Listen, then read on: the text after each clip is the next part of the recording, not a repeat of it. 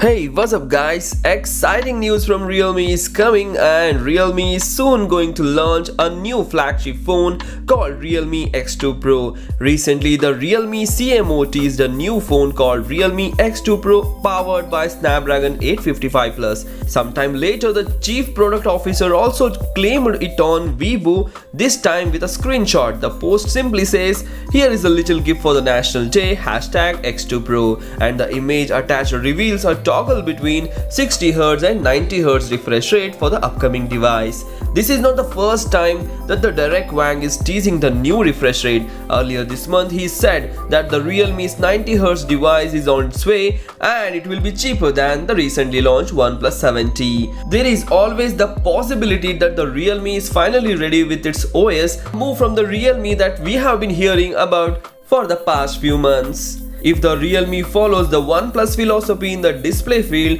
the Realme X2 Pro screen will have a massive overhaul of the Realme X2 6.4-inch panel, and we can expect slightly bigger screen with the same water drop notch.